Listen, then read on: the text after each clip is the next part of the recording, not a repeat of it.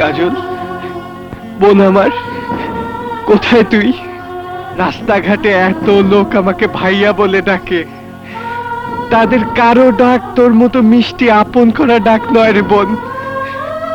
তোর সেই ভাইয়া ডাক নিজের কানে শোনার জন্য আমার মন প্রাণ ব্যাকুল হয়ে আছে। তুই একটা বার আমায় দেখা দে বোন, একটা বার আমায় দেখা দে বোন। দেখছি না কেন? কেমন আছিস? মনসুর বই আনছিস দেখি।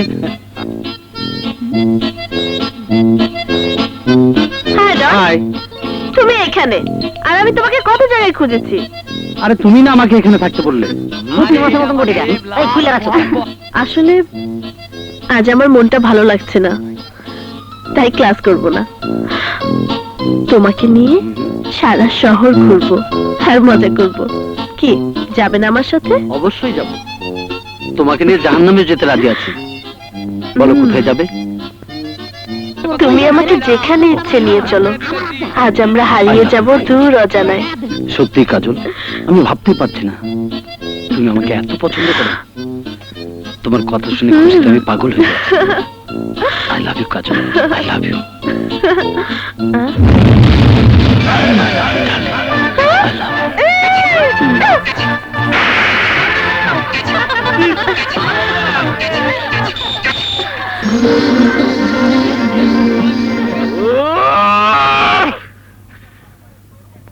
আসলে তোর মতো অকর্মা ভাই পৃথিবীতে একটাই।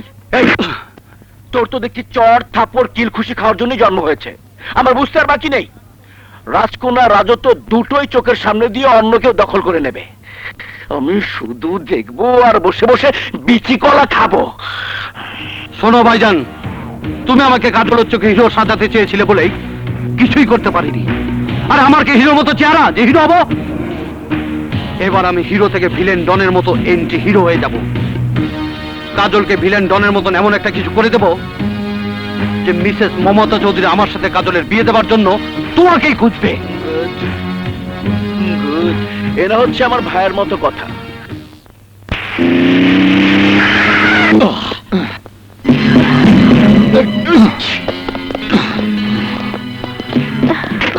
জন, আরে কি ব্যাপার? কি হচ্ছে এসব? কি হলো? আশ্চর্য ব্যাপার। এই, আজ সরাসরি একটা কথা বলার জন্যই তোমার সামনে এসে দাঁড়িয়েছি। সরাসরি কথা মানে? হ্যাঁ, সরাসরি কথা। আমি সিদ্ধান্ত নিয়েছি তোমাকে বিয়ে করব। কি বললি তুই? আহা, অবু স্বামীকে তুই বলতে নেই, আমি তোমাকে বিয়ে করব। এসো আমার সাথে, come on, come on darling.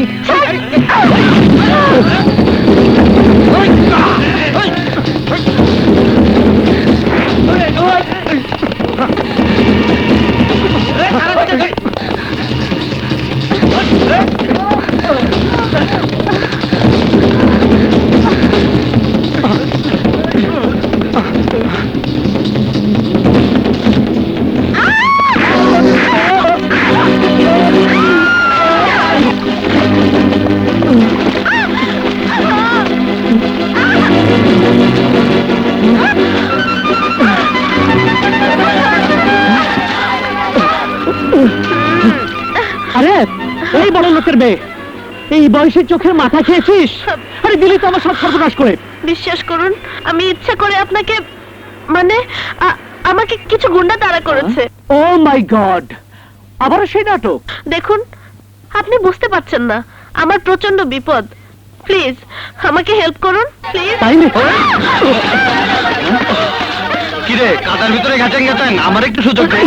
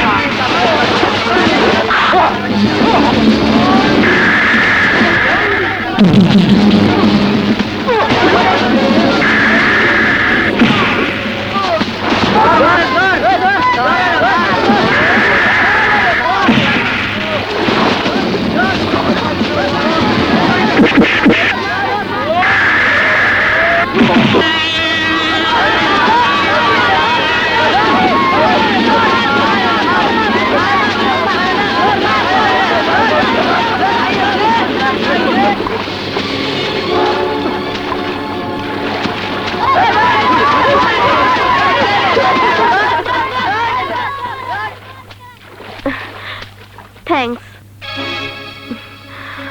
একটা কথা মনে রাখবেন, যারা অস্ত্র নিয়ে খেলে তাদেরকে বুলেটের আঘাতেই মরতে হয়, আর যারা সাপ নিয়ে খেলে তাদের সাপের ছোবলেই মৃত্যু হয়।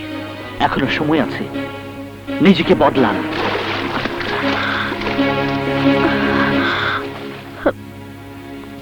কি বললি? জাফরের ভাই ডন তোর গায়ে হাত দিয়েছে? হ্যাঁ মাম্মি, সময় মতো ইমন না আসলে ডন হয়তো আমার সর্বনাশ করে ফেলতো। ডনের এত বড় সাহস আমার মেয়ের গায়ে হাত দিয়েছে,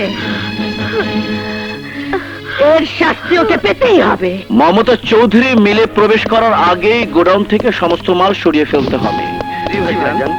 যদি ধরা খাস তাহলে তোদেরকে আমি বাঁচতে দেব না। আন্ডারস্ট্যান্ড? ভাইজান আমাকে বাঁচাও ভাইজান। আরে কি হয়েছে তো? Police police police? Don't move, you are under arrest mister Don. এই ওকে হাত পা লাগাও। ভাইজান, কি হয়েছে অফিসার? আপনার ভাই মিসেস মমতা চৌধুরীর মেয়ের ইজ্জতহানি করার চেষ্টা করেছে। ভাড়া করা গুন্ডা দিয়ে তাকে তুলে নিতে চেয়েছিল। এই অপরাধে ওকে আমরা অ্যারেস্ট করেছি। এক্সকিউজ মি অফিসার, আপনি তো জানেন আমি Mrs Mamata Chowdhury general manager. আমার ভাই যদি কোনো অপরাধ করে থাকে তাহলে আমি নিজে ওকে নিয়ে ম্যাডামের কাছে ক্ষমা চেয়ে নেব। প্লিজ আপনি ওর হাত করা খুলে দিন। সরি মিস্টার জাফর, ডনের বিরুদ্ধে আমাদের কাছে লিখিত অভিযোগ রয়েছে, তাই ওকে কাঠগড়া পর্যন্ত যেতেই হবে। আপনার যা বলার আদালতে গিয়ে বলবেন। Officer, I am sorry mister Jafar, আই নিয়ে চলো। ভাইজান, চিন্তা করুন না, আমি আছি। ভাইজান,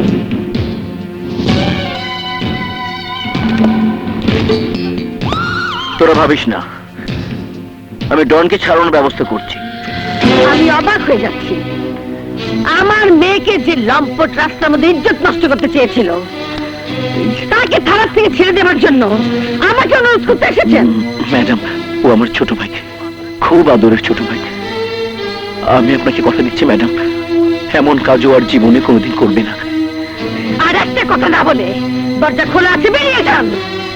বেরিয়ে যাবার আগে আর একটা কথা শুনে যান, আপনার ভাইয়ের অপরাধে আমি আপনাকে চাকরি থেকে বরখাস্ত করলাম। Get out!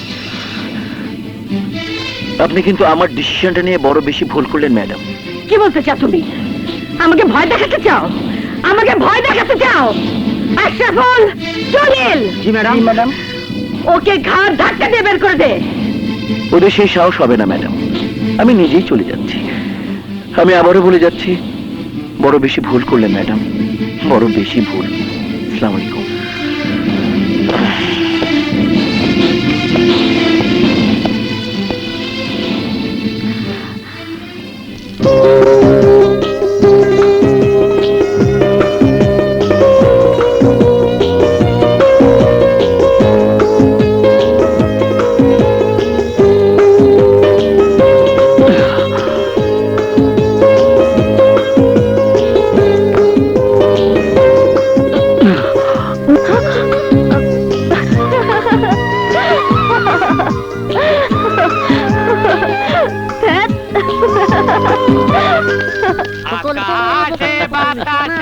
আরে পরে গান করিস, ওই যে রবিকে ডাক। বুঝলি? ইমন, এই ইমন, দাঁড়াও। এদিকে আবার কে ডাকে? আশা সুন্দরীরা। কি ব্যাপার? উদ্দেশ্য কি? উদ্দেশ্য? আজ তোমার রাশিফলে মজার একটা জিনিস আছে। যেমন একটি মেয়ের উচ্চতা 5 ফুট 4 ইঞ্চি, মেয়েটির গায়ের রং ফর্সা। এই মুহূর্তে মেয়েটি তার নরম নরম ঠোঁট দিয়ে তোমার গালে